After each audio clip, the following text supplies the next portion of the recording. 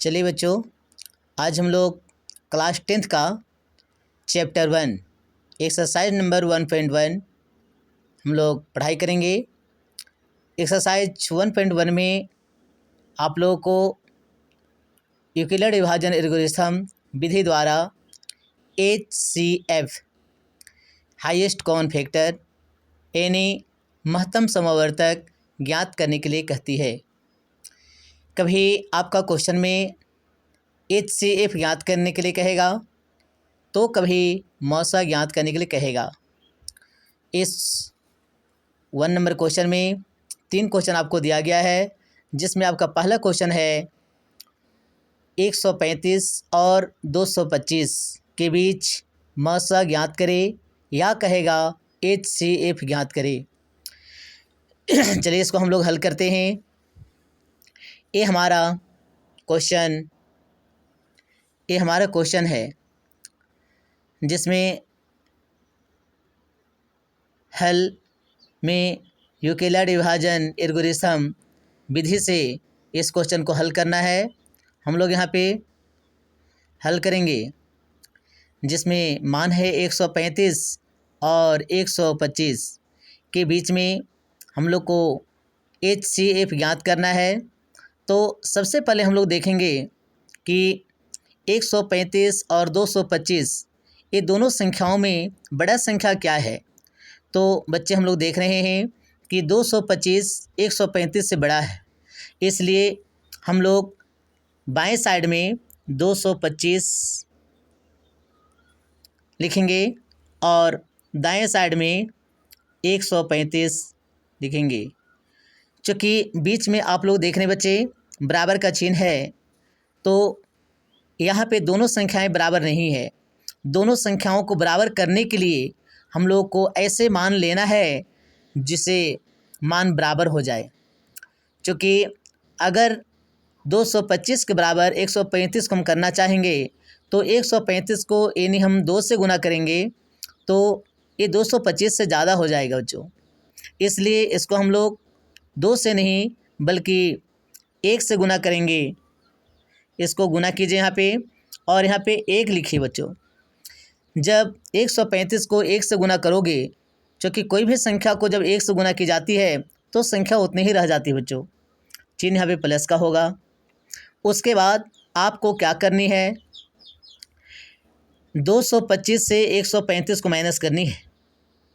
जब 225 से 135 हम लोग माइनस करेंगे तो आपके पास शेष 90 रह जाएगा। तो आप प्लस में 90 लिखेंगे बच्चों। अब आपको एक कॉलम पूरा हो चुका है। अब देखना है 135 गुना 1 प्लस 90 में इनमें देखना है कि अब बड़ी संख्या क्या है। क्योंकि बच्चों आप लोग देख रहे हैं कि 135 बड़ी संख्या है, तो 135 को आप पहले लिखेंगे, बराबर का चिन्ह देंगे बच्चों। और यहाँ पे 90 छोटी संख्या है, 90 को लिखिए। अब यहाँ पे दोनों ओर बराबर संख्या करनी है। 135 और 90 को बराबर करने के लिए हम लोग को 90 को 1 से गुना करेंगे। जब बच्चों 90 को 1 से गुना करेंगे तो 90 ही होगा, और 2 से गुना करेंगे तो 135 से ज़्यादा हो जाएगा। इसलिए बच्चों हम 1 से ही गुना करेंगे, और जब 1 से गुना करेंगे तो 90 को 1 से गुना करेंगे तो 90 ही होगा। और जब 135 से 90 हम लोग माइनस करेंगे तो आपके पास शेष बचेगा 45। और यह काम आपको तब तक करना है बच्चों कि जब तक प्लस के बाद 0 ना आ जाए। अब बच्चों देखिए, दाहिने तरफ का जो मान है वो 90 और 45 है, जिनमें से बड़ा संख्या है 90। तो आप पहले 90 को लीजिए बच्चों। 90 बराबर 45 कीजिए। 90 बराबर 45। अब 45 को आप आराम से गुना कीजिएगा 2 से, तो 90 आ जाएगा। 2 से गुना कीजिए तो 45 दूनी 90 आ जाएगा। अब यहाँ पे शेषफल कुछ नहीं बचा, 0 बचा। तो आप इस प्रकार से HCF ज्ञात करना है तो अंतिम में लिखेंगे अतः लिखना है बच्चों, अतः लिखना है।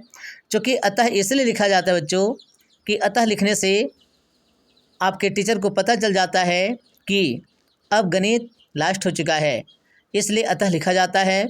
अब कोई भी क्वेश्चन को हल करेंगे तो जब क्वेश्चन हल हो जाएगा अंत में आप आंसर को इंगित करने के लिए आप अतः का शब्द का प्रयोग करेंगे। अतः आपको जो चीज़ें निकालना है, अगर कहेगा HCF तो आप HCF लिखेंगे, बराबर यहाँ का जो मान है बच्चों 45, ये आपका HCF कहलाएगा, जो आपका उत्तर है। लेकिन बच्चों अगर HCF के जगह में आपको मौसा ज्ञात करने कहेगा तो आप मौसा बराबर लिखेंगे 45, जो आपका मौसा और HCF दोनों का उत्तर है। इसलिए बच्चों आपको जिस तरह का क्वेश्चन हल करने के लिए कहेगा आप बिल्कुल उसी तरह से करेंगे, आपका 1 नंबर कम नहीं मिलेगा और आपको फुल नंबर मिलेगा। और इस तरह से सभी क्वेश्चन को आप हल करेंगे। और सभी बच्चों से मेरा रिक्वेस्ट है कि आप अच्छे से अपना पढ़ाई को बेहतर रूप से तैयारी कीजिए और अच्छा मार्क के साथ आप अपना मैट्रिक उत्तीर्ण कीजिए।